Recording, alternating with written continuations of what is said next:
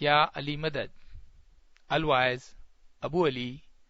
Wise number 22. 10th of December 1994, wise at Parkland Junction of Nairobi.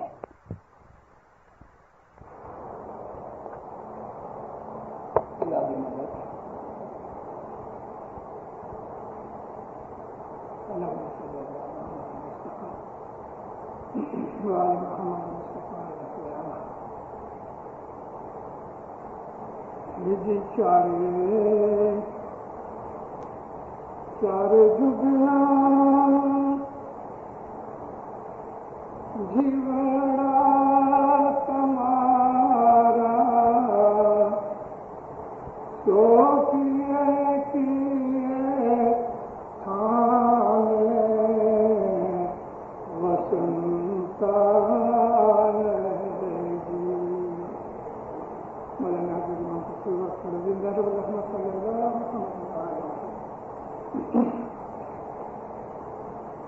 آج میں آپ کو تاجکستان کے اس معاملے کے متعلق کچھ باتیں سناؤں گا. ہمارے کو صدر دین نے کیا فرمایا ہے؟ اے مولا، تیرے مرید چاروں جگ کے کہاں کہاں بستے ہیں اس کا احوال کوئی نہیں جانتا. ایک دفعہ حضرت مولانا امام سلطان محمد شاہ عطار کو ایک پادری نے پوچھا. وہ پادری بہت برسوں تک انڈیا میں رہا تھا. اس کے خیالات ہمارے کے لیے اچھے نہیں تھے، لیکن کٹاخ سے ملس کے ساتھ امام سلطان محمد شاہ کو پوچھا کہ آپ کے مرید کدھر کدھر ہیں. اس کا مطلب یہ تھا کہ امام یہ بولے گا بھائی انڈیا میں ہے، پاکستان میں ہے، ادھر ہے ادھر ہیں. جب امام نے اس کی یہ بات سنی، ہنس کے فرمایا دوزخ کے سوا سب جگہ ہے. چپ ہو گیا. امام کے جو چاہنے والے ہیں دو قسم کے ہیں، ایک ظاہر میں ہے، ایک باطن میں ہے. ظاہر میں وہ ہے جیسے کہ ہم ہیں، اپنے آپ کو ظاہرہ طور پہ ہم کہتے ہیں ہم اسماعیلی ہیں یا ہم کے مرید ہیں. لیکن مومنوں ایسے لاکھوں مرید ہیں حضرت امام کے کہ جو ظاہر میں نہیں ہیں لیکن گپتی ہیں. گپتی بہت ہے دنیا. میں ان گپتیوں کا ذکر نہیں کرنا چاہتا، لیکن ہمارے مولا نے اس جامع کے اندر اپنے مریدوں کو یاد کیا. اور پہلے امام نے کچھ برسوں لگ بھگ 10-12 سال کے پہلے سلور جوبلی کے ٹائم پہ مولا نے فرمایا کہ افغانستان کے میرے کچھ مرید ادھر آئیں گے، تم ان کی مدد کرنا. پہلی دفعہ یہ فرمان مولا نے معاوضہ کے اندر 1982 میں نومبر مہینے کے اندر کیا. ہم کو پتہ لگا کہ ہمارے بہت سے اسماعیلی بھائی افغانستان میں ہیں. کچھ برسوں کے بعد امام نے ایران کے اسماعیلیوں کو یاد کیا. اب کئی بار ہوئے حضرت امام تاجکستان کے اسماعیلیوں کو یاد کر رہے ہیں. حضرت امام سلطان محمد شاہ عطار نے 1934 کے اندر ایک انٹرویو میں کہا کہ 20 ملین میرے ایسے مرید ہیں کہ جو یہ مانتے ہیں کہ رسول اللہ کا لہو میری رگوں میں دوڑتا ہے اور وہ مجھ کو زکوٰۃ دیتے ہیں. 20 ملین کا فگر 1934 میں امام سلطان محمد شاہ نے دیا. لیکن کچھ برس ہوئے میڈیا والوں نے کبھی 20 کہا، کبھی 18 کہا، کبھی 15 کہا. کچھ بھی ہے، بہتر تو مولا جانتا ہے کہ اس کے مرید کتنے ہیں اور کہاں کہاں ہیں. تاجکستان ابھی جب 2 برس پہلے 2.5 برس پہلے سوویت رشیا ٹوٹ گیا تو 6-7 جو مسلم کنٹریز تھی انہوں نے انڈیپینڈنس ڈکلیئر کر دی. قازقستان، ازبکستان، کرغزستان، تاجکستان، یہ وہ علاقے ہیں کہ جہاں مسلمان بہت ہیں، آذربائیجان ہے۔ تاجکستان ساؤتھ کے اندر ایسا لمبا ملک ہے، ایسٹ ٹو ویسٹ پھیلا ہوا ہے، نارتھ ساؤتھ تھوڑا ہے لیکن ایسٹ ویسٹ زیادہ ہے۔ اس ملک کا نقشہ آپ اپنے سامنے رکھو تو لیفٹ سائڈ میں یعنی ویسٹرن سائڈ میں دوشنبے اس کا کیپٹل ہے، لیکن ایسٹرن سائڈ کے اندر ایک شوگنان ویلی ہے کہ جو آٹونومس ایریا ہے لیکن غریب ہے، آرمی نہیں، اس کے لیے ازبکستان کے ساتھ یہ لوگ مل گئے۔ ازبکستان کے اندر سنیوں کی آبادی بہت زیادہ ہے، سارا ملک مسلمان ہے، لیکن یہ جو شوگنان ایریا ہے جس کو پامیر کا ایریا بھی کہتے ہیں اور ہم اس کو بدخشان کا ایریا بھی کہتے ہیں، یہ انڈیپینڈنٹ ہے۔ 100% مسلمان جو ہیں تو وہ اسماعیلی مسلمان ہیں، 100%۔ 500,000 سے زیادہ، 5.5 لاکھ اسماعیلی ہیں وہاں۔ ایک شہر ہے جس کا نام ہے مرغاب، چھوٹا ہے، وہاں اسماعیلی بھی ہیں، نان اسماعیلی بھی ہیں، لیکن یہ بارڈر ایریا ہے جو بدخشان کے نزدیک ہے۔ لیکن جو بدخشان کا ایریا ہے وہ 100% اسماعیلی ہے، اور وہاں کا جو سب سے بڑا شہر ہے تو وہ خوروگ ہے، بیوٹیفل شہر ہے۔ یہاں کی یونیورسٹی ہے 43، اس کے اندر پروفیسرز ہیں، 1100 کے قریب اسٹوڈنٹس ہیں، لڑکے لڑکیاں سب۔ یہ 100% اسماعیلی یونیورسٹی ہے، ہاسپٹلس ہیں، میوزیم ہے، اور اس قسم کی بہت سی آرکائیوز والی جگہ بھی ہیں۔ یہ لوگ جو بدخشان ایریا جس کی میں آپ کو بات کر رہا ہوں تاجکستان کے، 98% لٹریسی ہے، 98% لٹریسی ہے۔ ڈاکٹر ہیں، وکیل ہیں، ایڈوکیٹس ہیں، پروفیسر ہیں، سائنٹسٹ ہیں، اکنامسٹ ہیں، بڑے پڑھے لکھے لوگ ہیں، ویل ڈریسڈ ہیں، یوں غریب ہیں لیکن بہت اچھے ہیں، تندرستی صحت بھی ان کی اچھی ہے، سادہ سمپل کھانا پینا ہے۔ لیکن جب یہ لوگ سوویت روسیا سے جدا ہوئے، چونکہ یوکرین اور تاجکستان سے ان کو اناج آتا تھا، اس وجہ سے یہاں اناج کی تنگی ہو گئی۔ مولانا حضرت امام نے ان لوگوں کو فوڈ بھیجنی شروع کی۔ آغا خان فاؤنڈیشن کی ایک آفس بھی خوروگ کے اندر مولا نے جاری کر دی، کھول دی، اور مولا ان کو کھانا پینا بھیج رہے ہیں۔ وہاں کچھ خاص اگتا نہیں، ڈرائی ایریا زیادہ ہے، ماؤنٹینس ہے، بالکل بہت اونچے اونچے پہاڑ ہیں۔ ایون روڈ بھی جب پہاڑوں کے اوپر سے نکلتا ہے تو لگ بھگ 17,000 فیٹ ابو سی لیول روڈ نکلتا ہے۔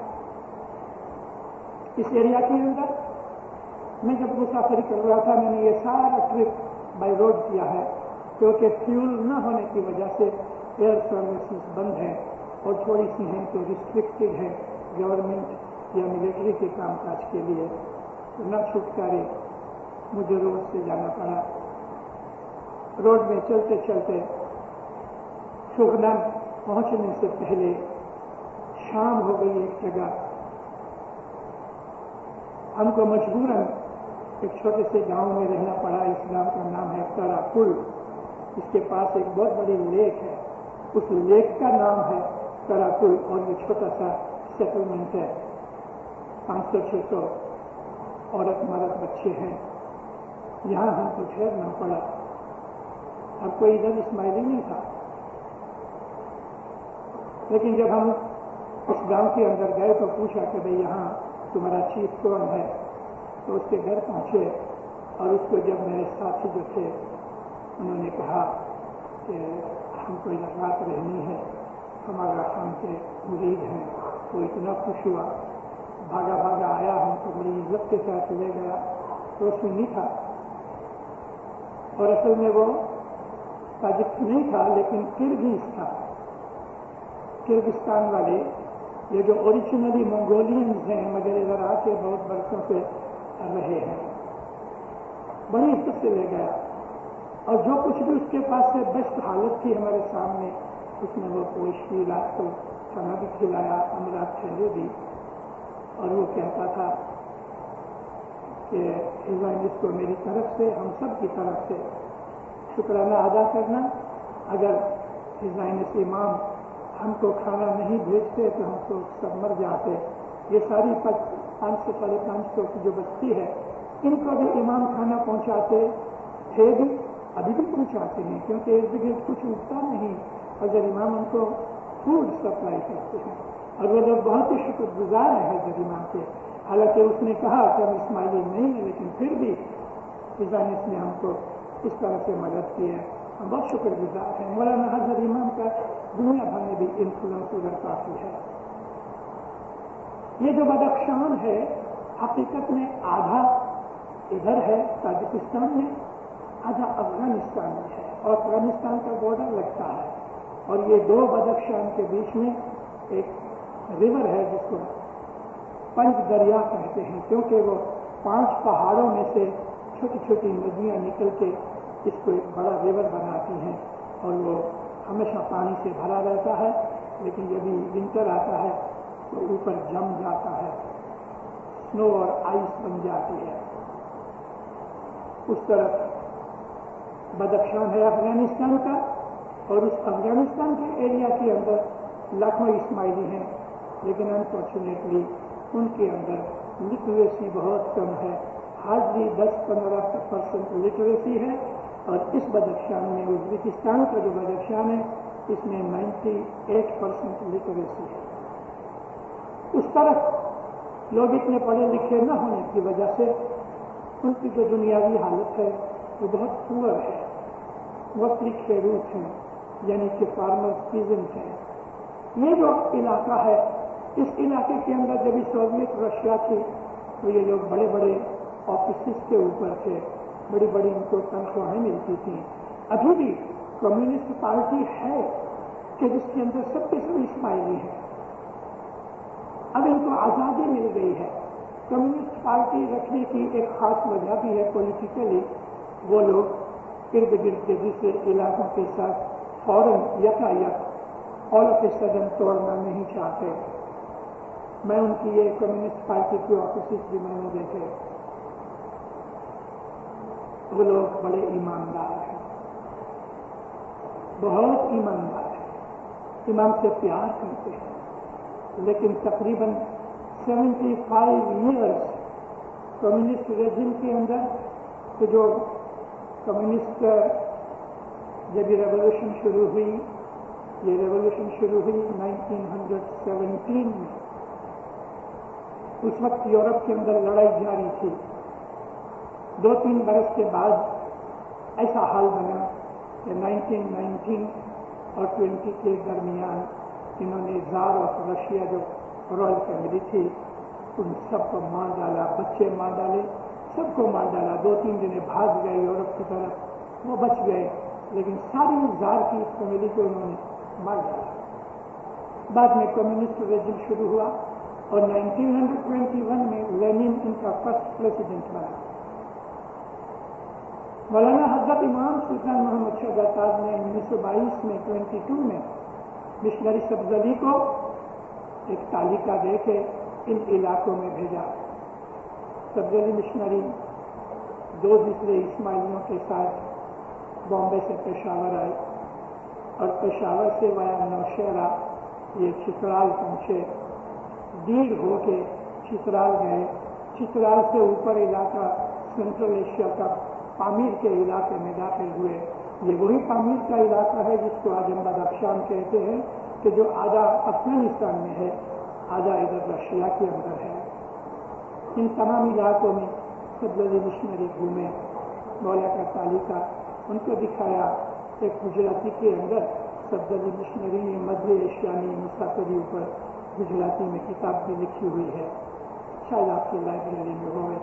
انٹرسٹنگ چیز ہے پڑھنا، ان میں اچھے معجزات بھی ہوئے اس کے ساتھ۔ امام نے اس کو خاص طور پر فرمایا تھا کہ تم اپنی یہ جو جبہ اور یہ جو پاگڑی ہے پہنے رہنا، کیونکہ لگ بھگ 1000 سال پہلے پھر ناصر خسرو نے جب ان لوگوں کو تبلیغ کی تو اس نے کہا تھا کہ ایک زمانہ آئے گا کہ امام اپنی طرف سے اپنا ایک وزیر بھیجے گا، اس کے سر کے اوپر سونے کا تاج ہوگا اور اس نے خلعت پہنی ہوگی، یہ وہی سونے کا تاج کے طور پہ ہماری جو سنہری پگڑی ہے اسے پہن کے ادھر گئے۔ تبدیلی مشنری کی وہاں پہنچ کے مجھے ایک فوٹو بھی ملی، وہ فوٹو میرے کی فوٹو تو نہیں ہے کیمرے کی فوٹو، لیکن ادھر کے پیپر نے پرنٹ کی تھی تو وہ پیپر کی کٹنگ میں لے کے آیا۔ 1922 کا پیپر ہے ادھر، لوکل پیپر، اور رشین زبان میں ہے، اور وہاں تبدیلی مشنری کی جو کہاوتیں تھیں وہ نیچے انہوں نے اس کی سیلز دائی تبدیلی لکھی ہوئی ہے۔ تبدیلی مشنری نے امام کا فرمان سنایا کہ تم جماعت خانے بند کر دو، انہوں نے جماعت خانے بند کر دیے۔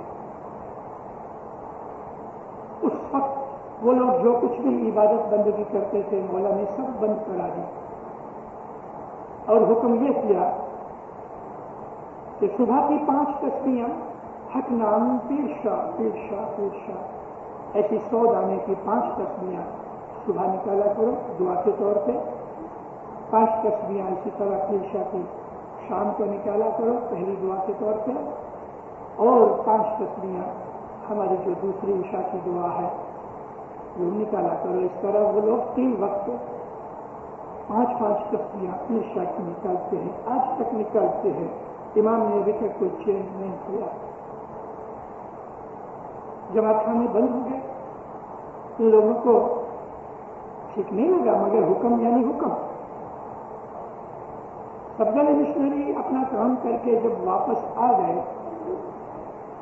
تو 6 مہینے کے بعد اس نے لینن نے ایک آرڈیننس نکالا، حکم جاری کیا کہ تمام سوویت رشیا کے اندر جہاں جہاں بھی ریلیجیس پلیسز ہیں ان کو ڈسٹروائے کیا جائے۔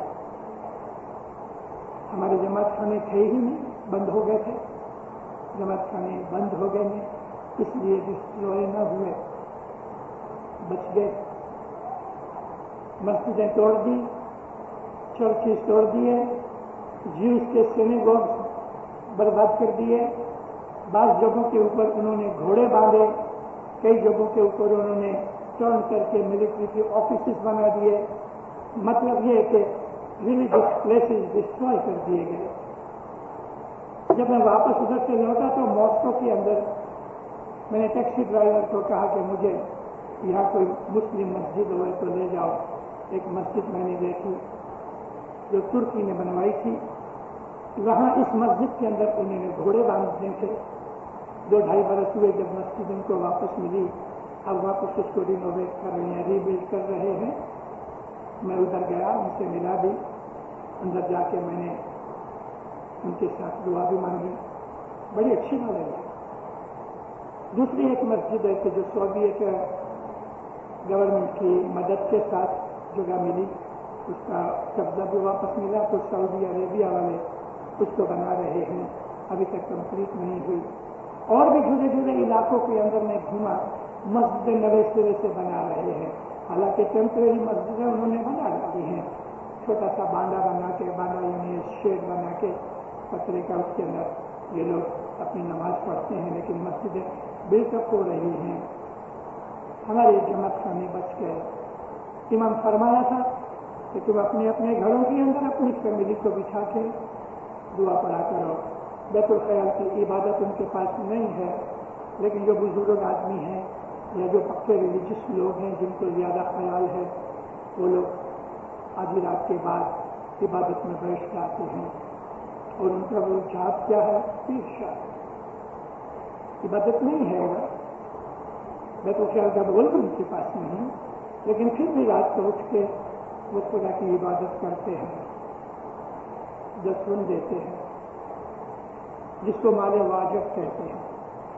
دسون کا نام نہیں ہے، لیکن مال واجب یعنی وہ مال سے جو دینا چاہیے، ہمارے اوپر واجب ہے دینا۔ یہ جو لوگ ہیں اپنے اپنے گھروں کے اندر بیٹھ کے عبادت بندگی کرتے ہیں، اور اب انہوں نے امام کے حضور میں عرض کی ہے کہ ہم کو اجازت دو کہ ہم جماعت میں جاری کریں. جو ٹریڈیشنل گھر ہیں ان تمام گھروں کے اندر 5 پلرز ہوتے ہیں. لگ بھگ سب گھروں کے اندر 5 پلرز دیکھے تو مجھ کو بتایا گیا کہ پیر ناصر خسرو کے زمانے سے ان کو کہا گیا ہے کہ اپنے گھروں کے اندر 5 پلر رکھو. یہ پنچتن پاک کی نشانی ہے تاکہ تمہارے گھروں میں یہ 5 پلرز کو تم یاد دیکھو تو تمہیں پنچتن پاک یاد آوے. لیکن اور جو بڑی بڑی بلڈنگیں ہیں 8-10 اسٹوریز کی ہائی رائز بھی ہیں ان کے اندر یہ پلرز نہیں ہیں. لیکن جو ٹریڈیشنل ہاؤسز ہیں وہاں یہ لوگ پلرز اندر رکھتے ہیں اور تقریباً ایک ہی قسم کی اسٹائل کے مکان بنے ہوئے ہیں.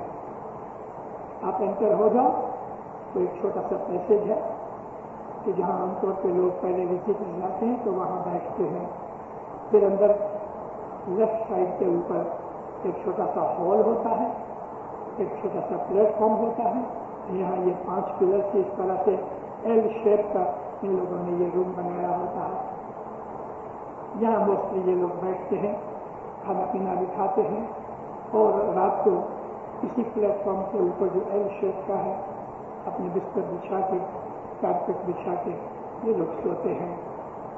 بہت ٹھنڈا ملک ہے لیکن دوپہر کے وقت کبھی گرمی ہوتی ہے تو بڑی گرمی ہوتی ہے. ارد گرد کے جو پہاڑ ہیں یہ پہاڑ جو ہیں گرین نہیں ہیں, ڈرائی ہیں, اس لیے گرم ہوتے ہیں, سخت گرمی پڑتی ہے.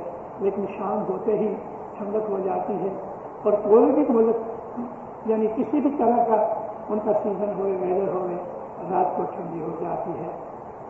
وہاں گائے بہت کم ہے, بہت ہی کم, لیکن موسٹلی وہاں لاکھ YAK ایک جانور ہوتا ہے, اس کی پوچھڑی گھوڑے کی طرح ایسا بھری ہوئی ہوتی ہے. منہ کی طرف دیکھو تو بھینس جیسا منہ ہے اور بدن اس کا گائے کی طرح کا ہے. ہمیشہ یہ ڈارک براؤن یا بلیک ہوتی ہے. اس کا یہ لوگ دودھ پیتے ہیں. نہایت ہی رچ ہوتا ہے. اس جو دودھ کو آپ کبھی دیکھو تو نیئرلی 22% اس میں کریم ہوتی ہے. اس دودھ کا وہ لوگ دہی بھی بناتے ہیں, اس کا مکھن کھاتے ہیں. تندور کی روٹی بناتے ہیں, بہت بڑی ہوتی ہے, لگ بھگ 2 فٹ 2.5 فٹ جتنی اور 2 انچ جتنی موٹی ہوتی ہے. اس کے چھوٹے چھوٹے ٹکڑے کارپیٹ کے اوپر رکھتے ہیں, دسترخوان پہ کھاتے ہیں اور مکھن سے کھاتے ہیں. بکرے کا گوشت کھاتے ہیں, مگر کبھی کبھی کوئی خاص پرسنگ آوے, سیلیبریشن ہوئے تو یہ لوگ بکرے کا گوشت کاٹتے ہیں, اس کا سوپ بھی پیتے ہیں. اور یاد کا جو بکرے کھاتے ہیں میں نے چکھا ضرور ہے لیکن نہایت ہی رچ ہے, اس کا ہضم کرنا میرے جیسے کے لیے اس عمر میں بہت مشکل ہو جا رہی. اس میں بہت کولیسٹرول ہے مگر وہ سرڈی لوگ ہیں, محنتی ہیں اور سینکڑوں سال سے ان کی یہ خوراک ہے, ان کو یہ چیز ہضم ہوتی ہے. دودھ بھی کافی تھک ہوتا ہے, ملائی بھی اس کی بہت ہوتی ہے. مگر موسٹلی وہ لوگ کہ جو اس سٹیز کے علاقے میں رہتے ہیں ارد گرد یہاں تھوڑی سی یہ لوگ ویجیٹیبلس اور فروٹس وغیرہ بناتے ہیں. ویجیٹیبل کے اندر ریگنا, بینگن جس کو کہتے ہیں, برنجل یہ بہت ہے, ٹماٹوز ہیں, پوٹیٹوز ہیں, کیرٹس ہوتی ہیں, کیوکمبر ہوتا ہے, آنینز ہیں اور پالک کی بھاجی یعنی کہ اسپینچ بھی ہوتی ہے. فروٹ کے اندر ایپریکاٹ ہے اور گریپس ہوتے ہیں, میلن ہوتا ہے اور ایپلس بہت ہوتے ہیں, پیئرس بھی ہوتے ہیں, پلمز ہیں 3-4 قسم کے. اور اسی طرح سے ان کی یہ خوراک میں شامل ہے. فروٹ بہت کھاتے ہیں, کچی بھاجی وغیرہ کھاتے ہیں, کبھی کبھی گوشت کھاتے ہیں, ہیوی کپڑے پہنتے ہیں. ان تمام علاقے کے اندر جو خوراک سینٹر ہے اس کے ارد گرد 13-14 اور دوسری چھوٹی سیٹلمنٹس اور ٹاؤنز ہیں. کچھ لوگ ادھر سے بھی مجھے ملنے کے لیے آئے تھے کہ میں وہاں جاؤں, لیکن میرے پاس وقت بھی نہیں تھا, میں نہ جا سکا. لیکن میں کچھ دن ٹھہرا. یہ تمام بدخشان کے اندر ایک چیف آدمی ہے جس کو خلیفہ کہتے ہیں.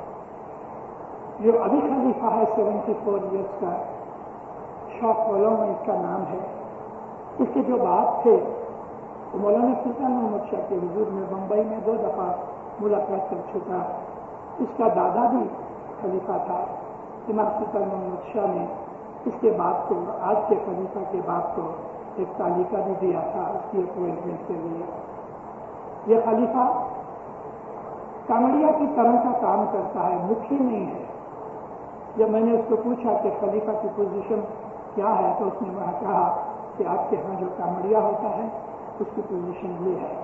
کیونکہ جماعت خانی نہیں ہے کہ جس کی وجہ سے حضرت امام کی طرف سے جماعت کو مذہب پہ چلانے کے لیے، دعا پڑھانے اور عبادت کرانے کے لیے جیسا مکھی ہوتا ہے تو وہاں یہ اب ہے نہیں. کامڑیا کا کام کیا ہے کہ لوگوں کے پاس سے حضرت امام کی مہمانی یا مال واجب جو کچھ بھی وہ لوگ لینا چاہتے ہیں وہ ریسیو کرتا ہے. وہ ایک اکاؤنٹنٹ یا ٹریجرر کے طور پہ کام کرتا ہے، لیکن لوگ اس کی بڑی عزت کرتے ہیں، بہت عزت کرتے ہیں. ایک پیر کے طریقے اس کو وہ لوگ عزت دیتے ہیں. اور وہ اگر کوئی چیز کہہ دے تو کوئی ایسا نہیں ہے کہ جو اس کے اوپر نہ کرے. نہایت ہی عابد لوگ ہیں. فیملی اسٹرکچر بہت بڑا ہے. 5-5, 7-7, 8-8 بچے ہوتے ہیں اور لگ بھگ سب ساتھ رہتے ہیں. آپس کے اندر محبتیں، اتفاق بہت ہے. لڑائی جھگڑے بہت ہی کم ہیں. ہماری گاڑی کے اندر کچھ کیمریز اور ایسی چیزیں، ٹیپ ریکارڈر وغیرہ پڑے تھے تو میں اندر، جب وہ مجھے لینے آئے تو اندر چلے گئے، لیکن فوراً مجھے خیال آیا تو میں نے ایک آدمی کو کہا کہ ادھر ہمارے وہ کیمرے وغیرہ پڑے ہیں تو لے آؤ. تو وہ جو آدمی بڑا تھا اس نے مجھے کہا فکر مت کرو، یہاں چوری نہیں ہوتی، دروازے کھلے ہوتے ہیں، تالا کوئی نہیں لگا تھا. تو میں آپ کو یہ کہہ رہا تھا کہ وہاں کوئی بھی طرح کا کرائم نہیں ہوتا. کوئی ایسا اکا دکا کبھی ہو گیا تو وہ نظر انداز کیا جا سکتا ہے، نیگلیکٹ، کیونکہ آئسولیٹڈ کیسز بھی ہو جاتے ہیں کبھی کبھی. اس علاقے کے اندر یا تو وہ لوگ چھوٹی سی کھیتی کرتے ہیں، فارمرز ہیں، اور یا وہ بکرے، بھیڑیں، شیپ، گوشت وغیرہ ریز کرتے ہیں. گائے بھینس تو ہے نہیں، لیکن باہر دور کہ جہاں تھوڑا پانی مل جاتا ہے وہاں وہ لوگ یاک کی فارمنگ کرتے ہیں. گھوڑے ہیں، گدھے بھی ہیں اور دوسرے جانور بہت کم ہیں. اس علاقے کے اندر ان لوگوں کا زیادہ تر یا تو فوڈ بیچتے ہیں اور یا وہاں سے نکلے ہوئے پتھر کے یہ لوگ الگ الگ قسم کی چیزیں بناتے ہیں. ساری دنیا میں بیسٹ روبی یہاں نکلتا ہے. لال بدخشان ہسٹری کے اندر مشہور ہے. روبی قیمتی پتھر ہے. ہیرا بھی نکلتا ہے، سفائر نیلم جو ہے وہ بھی نکلتا ہے، لیکن مائننگ نہیں ہوتی. یہ سب پوٹینشیلٹی زمین میں دفن ہے. چھوٹے چھوٹے جو پتھر کچھ نکلتے ہیں اس کی یہ لوگ تصویریں بناتے ہیں، فلاور واس بناتے ہیں، ایسی چھوٹی چھوٹی اور کچھ چیزیں بناتے ہیں. اچھے کاریگر بھی ہیں مگر کوئی خاص بزنس نہیں ہے. غریب لوگ ہیں. موسٹلی سوویت رشیا کے اندر گورنمنٹ کے پگار دار نوکر تھے. اب فری ہو جانے کی وجہ سے بہت سے لوگوں کی غریبی بڑھ گئی ہے. تنخواہ ان کی بہت چھوٹی ہے، آواز بہت کم ہے. اگر میں آپ کو کمپیئر کروں تو ایک پروفیسر جو ہے اس کو مہینے کی جو پگار ملتی ہے تو ہارڈلی $20-25 جتنے ہوتے ہیں. اور کسی ڈاکٹر کا خیال کرو یا کسی اور آدمی کا خیال کرو تو ان کی جو پے ہے وہ 15 سے لے کے زیادہ سے زیادہ $30 کے ایکویلنٹ ہوتی ہے. میں جب وہاں گیا ماسکو اترا، $100 میں نے دیے تو مجھ کو بینک میں 2100 $1 سے دیے. $1 2100 روبل. لیکن ایک مہینے کے بعد جب میں واپس آیا تو $1 میں 3000 روبل ہو گئے تھے. ابھی میں سنتا ہوں کہ 25 to 30,000 روبلز ایک امریکن ڈالر میں ہے. امریکن کرنسی پاورفل ہے اور رشین کرنسی اتنی ویک ہو گئی. سوویت رشیا کے یعنی 2-2.5 سال پہلے 1 روبل کے $2 تھے. آج $1 کے 30,000 روبلز ہیں. اس پہ سے ہم کو پتہ لگتا ہے کہ وہاں کی اکنامک حالت کیسی ہے، بہت خراب ہے. ابھی تک ان کی خود کی کرنسی نہیں ہوئی. سول وار جاری ہے، جو میں نے تھوڑے دن پہلے پیپر کے اندر پڑھا کہ 15 دن پہلے اسلام آباد میں پاکستان میں ان دونوں وارنگ فیکشنز والوں کو بلایا تھا اور وہاں ان کی کانفرنس ہو رہی ہے. جب سوویت رشیا ٹوٹ گیا دسمبر 91 میں، تو یہ تمام علاقوں نے اپنی اپنی انڈیپینڈنس ڈکلیئر کر دی.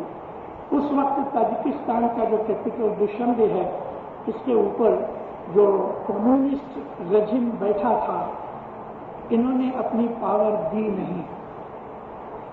لیکن الیکشن ہوئے اور ان الیکشنز کے اندر سویلین لوگ جیت گئے، جس کے اندر ایک اسماعیلی بھی ہے جو منسٹریل پوسٹ پر ہے. اب جب یہ الیکشن میں جیت گئے تو وہ جو کمیونسٹ گورنمنٹ والے بیٹھے ہوئے تھے، انہوں نے اپنی پاور نہیں دی. اس جھگڑے کے اندر لڑائی شروع ہو گئی اور 2 برس ہوئے کہ تاجکستان کے اندر سول وار ہے. مجھے جماعت والوں نے منع کیا کہ آپ اس علاقے میں مت جانا، تو میں دوشنبے سائڈ میں نہیں گیا. ابھی مولانا حضرت امام نے اگست مہینے کے اندر 14 تاریخ کو جب دربار بھرا تو مولا نے اس دربار کے اندر یہ ذکر کیا کہ بہت جگہ لڑائیاں ہو رہی ہیں، نقصان ہو رہا ہے اور ایسی چیزیں بن رہی ہیں کہ جو نہ بننی چاہیے. لیکن انشاءاللہ میری دعا ہے کہ دونوں سائڈ تاجکستان کے اندر راؤنڈ دی ٹیبل بیٹھے اور اپنا اس کے اندر جھگڑا ختم کرے. تو 15 کے 20 دن کے بعد یہ خبریں نکلی کہ پاکستان گورنمنٹ نے بیچ میں ان لوگوں کا سمادھان کرانے یعنی میڈیشن کرنے کے لیے انہوں نے آفر کی. اور یہ لاسٹ ویک ہی یہ خبر نکلی کہ یہ لوگ اسلام آباد کے اندر بیٹھے ہیں. مولا کرے کہ وہاں شانتی ہو جائے اور ان لوگوں کو آبادی ملے. ہمارے بہت سے تاجکستان کے اندر سے اسماعیلی بھاگ کے ارد گرد کے علاقوں میں چلے گئے ہیں. کرغزستان میں گئے ہیں، ازبکستان میں گئے ہیں، قازقستان میں گئے ہیں، ترکمانستان کے اندر گئے ہیں، کچھ آذربائیجان کے اندر چلے گئے ہیں، کچھ ادھر اور علاقوں میں چلے گئے ہیں. تقریباً 1000 جتنے ہمارے یہ ازبکستان اور تاجکستان کے اسماعیلی ماسکو میں رہتے ہیں. 15-20 آدمی مجھے ملنے بھی آئے تھے جب ان کو میں نے اپنا پیغام بھیجا. 22-23 اسماعیلی کھوجے ہیں کہ جو موسٹلی افریقہ سے گئے ہوئے ہیں، اچھا بزنس کرتے ہیں ماسکو میں. 1000 سے 1100 جتنے ہمارے یہ تاجک اصل اسماعیلی ادھر رہتے ہیں. یہ جو خوروگ کا ایریا ہے بڑا انٹرسٹنگ ایریا ہے. جب میں مورغاب سے خوروگ جا رہا تھا یعنی ایسٹرن سائڈ کے اوپر، تو لگ بھگ 50-60 مائل پہلے، اباؤٹ 90 کلومیٹر پہلے ایک جگہ آتی ہے، وہاں ہماری گاڑی کھڑی کرائی گئی اور میرے ساتھ جو ڈرائیور تھا ہماری جیپ کا وہ بھی اسماعیلی تھا اور ایک بہت بڑا اسماعیلی پیسے والا اوش کے اندر ہے. اوش کرغزستان کا ایک بہت بڑا شہر ہے. تو اس نے یہ جیپ کا بندوبست کیا اور ہمارا جو ڈرائیور تھا اسماعیلی تھا، اس نے مجھے کہا کہ یہاں ایک جگہ ہے امام محمد باقر علیہ السلام کی. تو مجھے بڑا تعجب بھی ہوا. ہم گئے دیکھنے کے لیے. امام محمد باقر ہمارے چوتھے امام ہیں، مولا علی، مولانا حسین، مولانا زین العابدین اور امام محمد باقر. تو جب میں ہم انٹر ہوئے تو ایک سائڈ کے اوپر مولانا علی کی ایک پکچر ہے اور ایک سائڈ کے اوپر مولانا حضرت امام کی جو مولانا گاؤن پہنا ہوا یونیورسٹی کا اس کی ایک فوٹو ہے. اور پھر نثر خسرے کے اشعار یعنی پوئٹری لکھی ہوئی ہے پرشین کے اندر انٹر ہوئے تو پتھر اور مٹی سے بنی ہوئی एक कुर्सी की तरह एक स्ट्रक्चर है और उसके ऊपर उन्होंने दीवा बत्ती लगाया है, यानी कि लोग और ऐसी इंसेंस करते हैं। वहाँ का जो मुजावर है, केयर टेकर, उसने मुझे बताया कि इमाम मोहम्मद बाकिर यहाँ आए थे और यहाँ ठहरे थे, और ये जगह जहाँ आप देखते हो ये एक्चुअली एक पत्थर है, इसके ऊपर मौला बैठे थे। जब मौला चले गए तो बाद में लोगों ने इसके इर्द गिर्द ऐसा दीवार की छोटी छोटी दीवार बना के उसको कुर्सी की शेप दे दी, और इमाम मोहम्मद बाकिर इधर यहाँ काफी दिन ठहरे भी थे। ताज्जुब की बात है कि इमाम मोहम्मद बाकिर रहते थे मदीना में, और मदीना यहाँ से काफी दूर है, लेकिन ताज्जुब नहीं भी है। मैं आपको भी थोड़ी देर के बाद इसका एक्सप्लेनेशन दूंगा। फरोग से साउथ ईस्ट की तरफ, अफगानिस्तान के बॉर्डर की तरफ 35 किलोमीटर के ऊपर एक और जगह है, पहाड़ है, और पहाड़ के लगभग जमीन से कुछ 200-300 फीट ऊपर एक स्ट्रक्चर बना हुआ है बिल्डिंग का। ये देखने के लिए अंदर गए तो एक बहुत बड़ा पत्थर है कि जिसके ऊपर हजरत इमाम ज़ैनुल-आबिदीन के 2 हाथ लगे हुए हैं। मुझे बताया गया वहाँ का जो केयर टेकर मुजावर 77 ईयर्स का ओल्ड है, उसको देख रेख रखता है, और इसका बाप, इसका बाप, इसका बाप, ये लोग उस जगह के केयर टेकर रहे।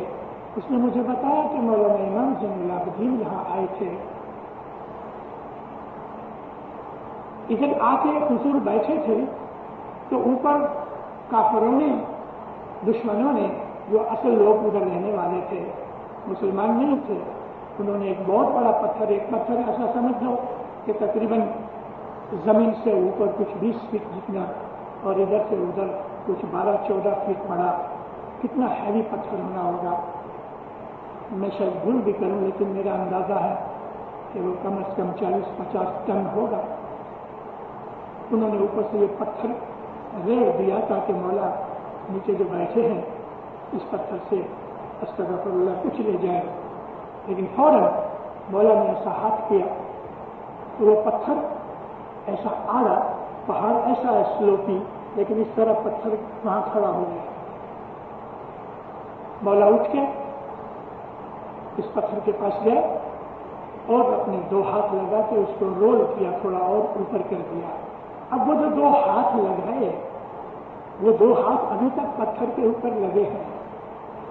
इस बात में कितनी हकीकत है मैं नहीं कह सकता, मुझे पता नहीं, लेकिन हजारों आदमी, लाखों आदमी बल्कि उसकी ज़ियारत के लिए आते हैं, और गए 1300-1400 साल से ये चीज इधर पड़ी हुई है, इसमें कुछ न कुछ फैक्ट होना चाहिए, क्योंकि ये चीज नई नहीं है, बहुत पुरानी है।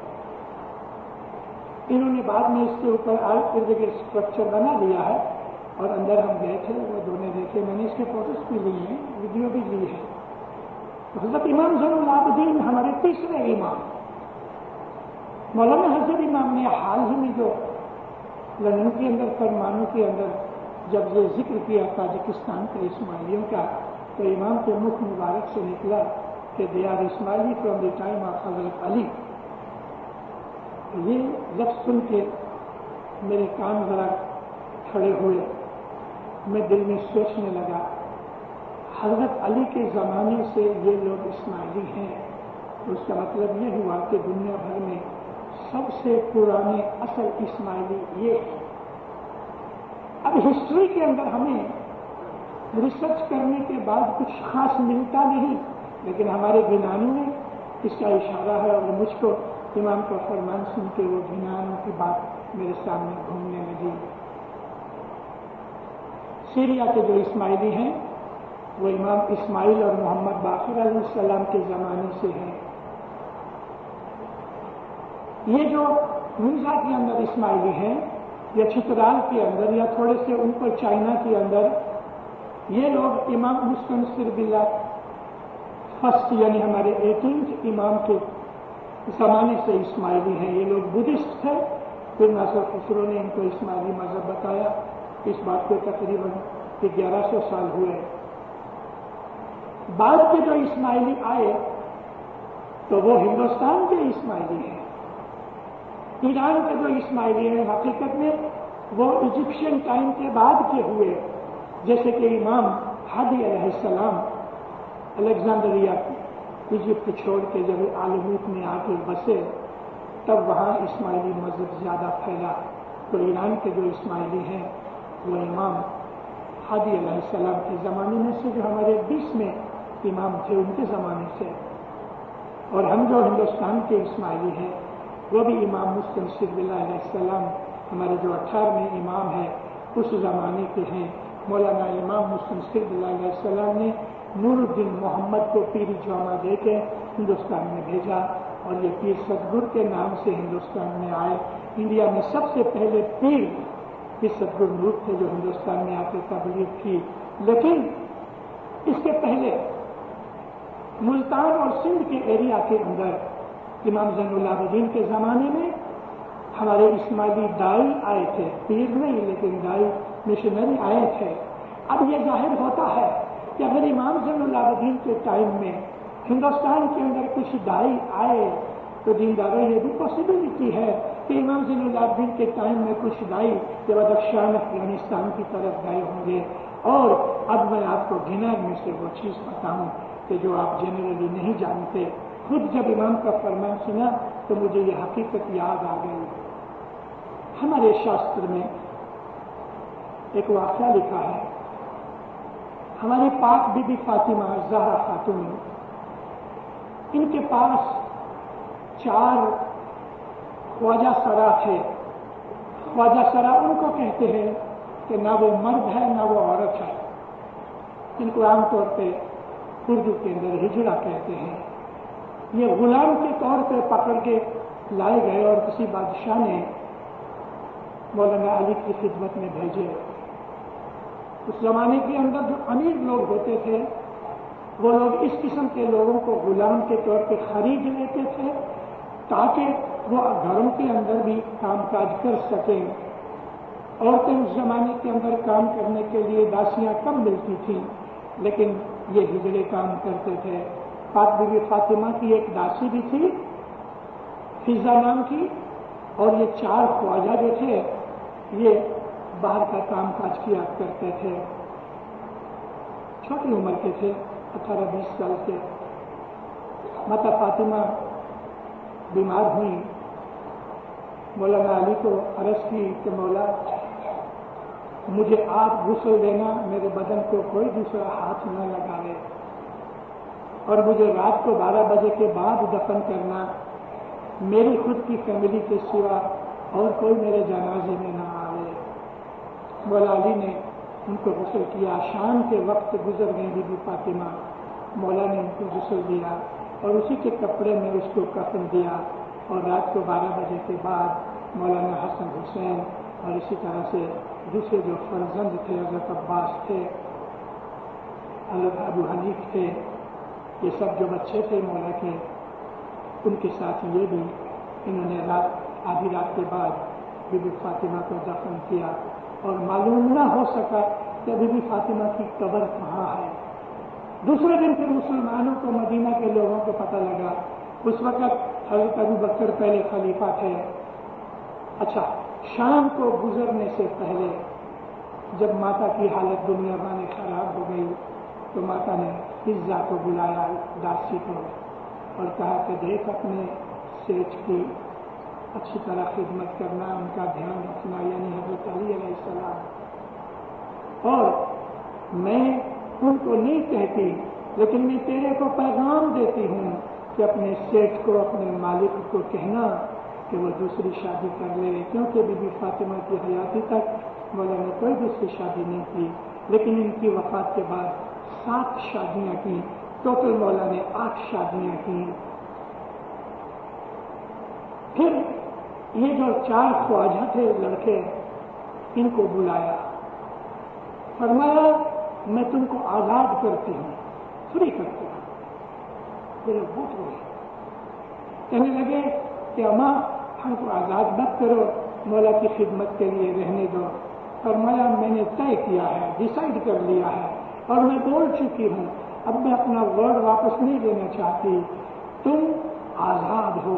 मेरी दुआ है कि खुदा तुम्हें आल औलाद देवे और हमेशा तुम अली के वफादार रहो, और मेरी तुम्हें बहुत दुआ है, तुम बहुत आबाद होगे। मन में हंसने लगे, रोते भी थे, मन में ख्याल भी करते थे कि माँ ने ऐसी दुआ दी है कि जिसके हम लायक नहीं हैं। ये चीज मैं आपको कह रहा हूं, हमारे दिमाग के अंदर है, किसी और जगह मुझे हिस्ट्री में से ये चीज नहीं मिली। माता को दफन किया गया और मौला ने दूसरे दिन इनको कहा कि बीबी फातिमा ने तुम्हें आजाद किया है, अब तुम जाओ, मेरी दुआ है। बहुत बरसों तक मौला के पास ये रहे, फिर आस्ता आस्ता ये लोग चले गए, कोई इधर चला गया, कोई इधर चला गया। कुदरत खुदा की बोला है।